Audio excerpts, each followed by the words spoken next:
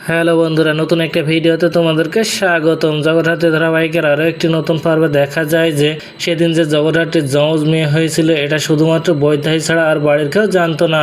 কারণ সেখানে সেই সময় বৈদ্যাই উপস্থিত ছিল বলে হসপিটালের নার্স এসে আগে এই খবরটা তাকে দিয়েছিল। আর বৈদ্যাই জানতো যে জগদ্ধাত্রীর কোনো মেয়েকে বাঁচতে দেবে না তার ছেলে, আর এই জন্য সে নার্সকে অনেকগুলো টাকা দিয়ে তাকে এই খবরটা চাপা রাখতে বলেছিল। আর জগদ্ধাত্রী সেই মেয়েকে সে অনেক দূরের একটা আশ্রমে রেখে আসার সিদ্ধান্ত নেয়। আর সেই মেয়েকে তার পরিচিত একজনের কাছে রেখে হসপিটালে এসে দেখে তার অন্য মেয়েকেও কেউ চুরি করে নিয়ে গেছে।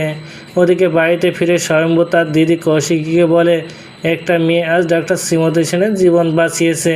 স্বয়ম্ভুর মুখে এমন কথা শুনে কৌশিকী স্বয়ম্ভুকে বলে সেই মেয়েটা কে সে জানে। দিদির মুখে এমন কথা শুনে স্বয়ম্ভু কৌশিকীর কাছে জানতে চাইছে মেয়েটা কে। আর কৌশিকীও ভেবে রেখেছিল কাকনের বিয়ের পর দুর্গাকে সে বাড়িতে নিয়ে আসবে।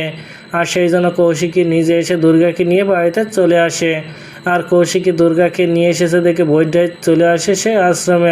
আর জগদ্ধাত্রীর আরেক মেয়েকে নিয়ে বাড়িতে ফিরলে হুবহু দুর্গার মতো আরও একটি মেয়েকে মুখার্জি বাড়িতে দেখে চমকে ওঠে বাড়ির সবাই। তাহলে কি এবার দুর্গাকে বাড়িতে এনে দুর্গার যমজ বোনকে দেখে মাথা ঘুরে যাবে কৌশিকীর?